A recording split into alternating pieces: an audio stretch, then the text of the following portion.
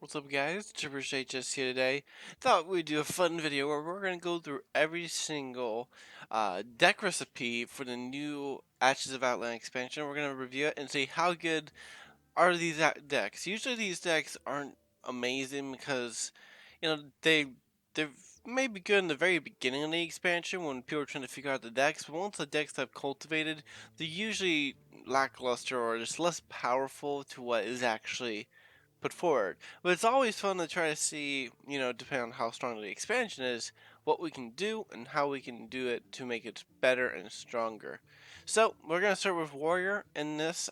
We don't have the Demon Hunter class yet in the deck recipe, so we won't be doing that today. So let's start with Warrior. This one's called It's Prime Time. So as you can see, it has a good amount of cards for the next expansion. We got Sword and Board, which if you don't know is a deal 2 damage and gain 2 armor kind of card. Blade Storm, which looks like very strong. I'm not too sure about Bork or Vazanov, but yeah, it looks like a very strong just rush deck. And then it has a lot of taunt synergies as well. For we have Armadillo in it, so it's one of those decks where you're going to be doing a lot of. It's like a small tempo taunt warrior deck, but you're going to be pushing forward with a lot of board control. Because we have Omega Devastator and all that, which will be a very good card in this. This is not part of the Doomsday, if you didn't know. It's part of League of Evil because Rise of Shadows. They brought like little bits of every expansion there. So this deck looks okay. The problem with it is that like cards like Scrap Golem, Death Row gain armor equal to this enemy's attack. It's very expensive for what you gain, so if you are able to buff it with Armadillo, that's good, but if you had to play it without that, it does have some rough spots. Your main goal here would be a Kargath Blade Fist, which would be a very good card to draw into here, and you could really stall for those longer games because of that 10 extra health that you get with that armor. So, it's prime time. Out of 5 stars, I would give it a 3 out of 5. I think it's an okay deck. It's gonna need tweaking with cards. Like you're not gonna want cards like Scrap Golem. There are much better cards in there now that could be better for this. And maybe cards like Ramming Speed wouldn't be put in here. But there are a lot of ways to make it work. So very interesting. Shaman, Elemental Might. As you can expect, it is an elemental deck. It's got the Lurker below, Torrent, Shattered Rumbler, Serpentshire, Marshspawn, and Lady Vash. This is going to be a very heavy spell slash, very heavy spell deck that's going to help you really push forward with whatever you really want to do with it. It's got some elementals in it, but not as much as you would expect, to be honest. Like the Lurker isn't an elemental, as you can see. And I'm not really sure how I feel about King Pharaohs in here. Because you only have, you have Isle Storm, which is pretty good, and Earthquake. And that's pretty much it. Once you get past that, all you have is Torrent and Hagathos Scheme and Hex, which are okay. And then the rest are mediocre. Now, Serpentshire Portal is going to be very, very good because it's going to help you gain control while having a minion on the board.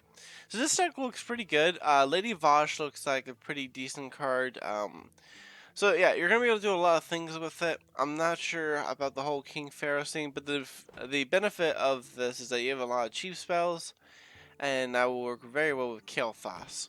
So even though I'm not a big fan of cards like the Witch's Brew in here, I still think it has a lot of potential with the Fist of Radin in it, and Pharos maybe, and Kael'thas. So I like this combination they got going on. So I'm gonna give it 3 out of 5.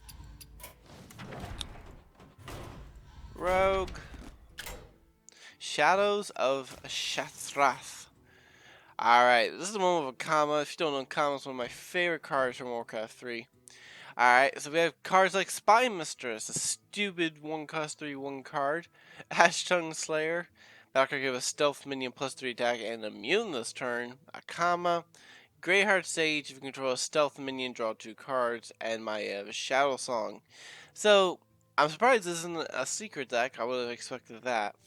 But this deck is going to be very interesting. It's like it's trying to be an aggressive.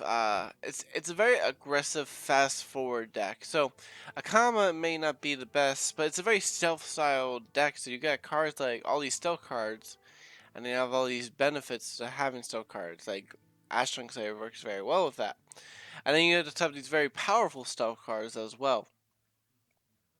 I'm not sure about Maya of Shadow Song here, just because I think that she might be too expensive. But what this deck really needed was Leroy, and since Leroy is gone, I mean, that was the closest we were gonna kind of get with it. So, I think this deck is very interesting. It's gonna have a lot of cool potential to it. The more you look at it, the more you kind of realize the flexibility with it. It's a very heavy combo deck. This is gonna be one of those decks where you're gonna want to get Edwin out as fast as possible as an 8/8 at least. You're going to be doing a lot of drawing and all that. So it's a very fast, aggressive deck that's going to try to beat your opponent by right turn 5 or 6. So it has potential. Paladins, Liadrins, Librams. So Liadrin was a card that looked pretty good at first. She was like, yeah, she looks good. But then we got introduced to Librams, and we're like, whoa. So now with this, Librams are going to be very, very interesting in Hearthstone, and they work very well with Liadrin. So Librams and Liadrin are going to do pretty good, I feel like. And the benefit it, this is a pure Paladin deck as well. As you can see, this was the previous pure Paladin deck. And it was pretty good, but it was more of a swarm type of deck. This one changes things up, and now you got a more late game deck. You got Murder Girl, well, whatever. You got Murder Girl here, and then Air Raid. Like, you don't even have a one cost card, which just surprised me. But you have all these great Librams here that are gonna really help you push for this.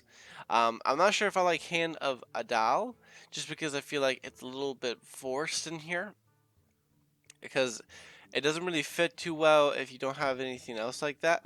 But you have all this great late game stuff right here. This is the meat part right here. These Librams and Lightforge and Liadrin are going to be your key things into winning this game. So this one looks better than the most. I'm going to say 4 out of 5. I think that one looks pretty good. Hunter has Prides of the Outlands. So this one looks like it's going to be much more of a secret style hunter with much more brute strength in it. So we got cards like Alar and Grand Slam, which is going to be crazy in here. And it's going to be a lot of just dealing damage straight to the face. I'm not sure about Lion in here just because, you know, it's very specific. But if you could get this with Zexor's Apex Predator, that'd be pretty good. Now, what's really cool about this is if you can get the Prime version of this card with Magnathol Lion, or even with the basic, it could be really good. Alright, because if you don't know, the Prime of Zixer is an 8 cost 4/4. It summons 3 copies, so you would get 4 4/4s.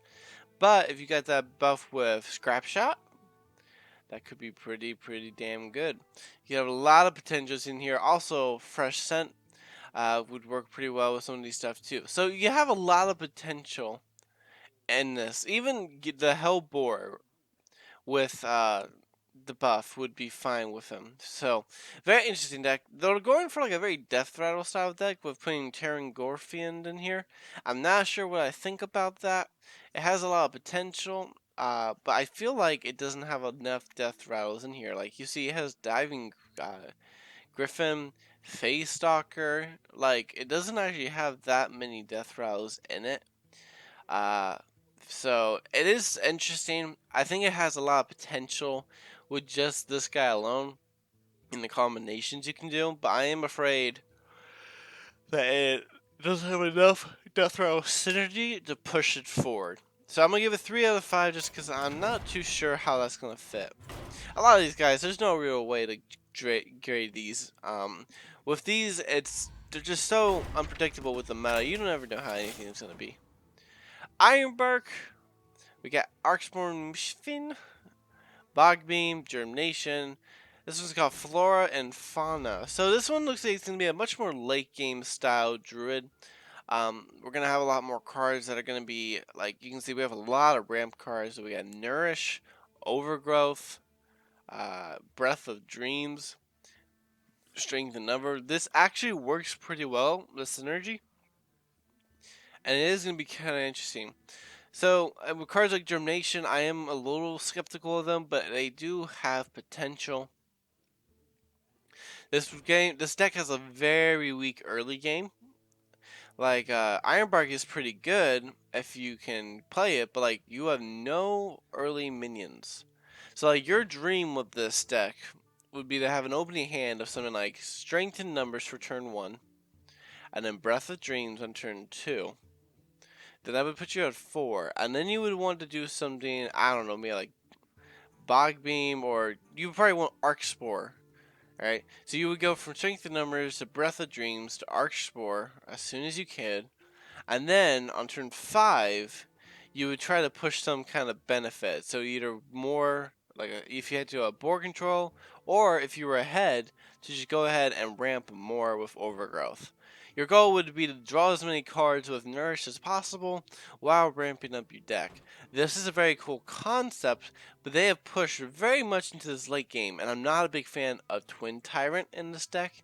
I would trade probably Twin Tyrant with a more mutual card, maybe like a 5 cost in here. They kind of help balance this work here. So it is a very interesting deck. If you can get past the early game, you have a very strong deck. Warlock. It has small but mighty. So this is a very, obvious, fast-paced deck. These are going to be all your, just a very swarm-like deck. I mean, we got Evil Genius in here. Expiring Merchant, I'm not too sure about, but it could have potential. It works very well with Hand of Gold Down, which is one of the best cards I've seen for Warlock, because you're going to be able to draw like a maniac. And then it has the Vulture and Thrasher synergy, which will be very, very strong. So this deck I'm actually very happy about, because it helps. It's basically the Zoolock decks we've seen, but just better. Because it has Hand of Gul'dan, and then you put in cards like Expire just to help you discard that. And then you have cards like Soulfire that help support that theory as well, which you would already put in the deck. Then cards like Kenrathod, the Prime card for Warlock, works very well in this because it's going to help you push forward with all the synergy and just swarming the board. So I'm actually a big fan of that. I think that's one of the better ones. Mage. Alright, Mage has Spelltacular. This is a deck type that I think is going to definitely be strong. Alright, all spells are definitely going to be a thing. I would be shocked if they weren't. So Defreeze is a very expensive card, and you probably wouldn't put it into a normal Mage deck. But into a spell deck, anything that helps you get those minion generation is going to be very, very good. This deck, I feel like, is already very strong. With Evocation, Font of Power, and this crazy card, Incanter's Flows. These are the 3 main cards that are going to help push for this deck type. The rest are just benefits. And I think that more late game cards would be better in this deck as well, but I do think this is a very strong one. Like, you probably wouldn't want like a Frost Nova or something like that, maybe. Or I wouldn't put Ancient of Mysteries in here. That's just my opinion. I'm not a huge mage player, so I don't know how to play them as well as I could say Warlock or Hunter. It's just a different style. But I can say that this deck is going to be a pretty darn good if everything goes the way you want. And I think it could go. And Priest is the most unpredictable out of all these because we don't really know how they're going to react. But it looks like we're getting a much more Zoo-style archetype for Priest. We're going to be doing a lot more swarms. So we got cards like Imprison Homunculus, Dormant for 2 turns and Taunt. Reliquary of Souls, which is absolutely crazy. It's going to help you really push for that buff stuff that you want, like this card, Apathis. At the end, you can give a nerf for any minion +2/+2. All this good stuff. So Holy Nova's in the game again, but remember it only deals 2 damage to all enemy minions, and but still restores health to all characters. This deck is actually pretty interesting. I think it has a lot of cool stuff that can do a lot of cool things with it. The only problem with this one for me is I'm not a big fan of Psychic Split, because the only card Psychic Split I feel like really works well with would either be Skeletal Dragon, Dragon Maw, or the Prime version of Reliquary of Souls. That's only 3 cards or 4 cards out of the deck, so that's still a good amount. But it's such an expensive card. I think I would try something else to be more flexible. So this one's really hard to see, but it has a lot of interesting things to it. Priest is definitely going to be something you're going to want to look out for. And you can't do the Demon Hunter one yet. When that one comes out, we will do a Demon Hunter class reveal. So, yeah, guys, I hope you enjoyed this video. I really enjoyed making it. I like doing these every year. I will have a video on what I think on all the what the year of the dragon brought to us, saying goodbye to Year of the Raven and saying, how has Year of the Dragon been, and what to look forward to in Year of the Phoenix. So, very exciting time to be in Hearthstone, and I am excited about all of it. So, thank you for watching. Please like and subscribe, and help us push to 30 subscribers. Like this video, and I'll see you guys next time. Bye!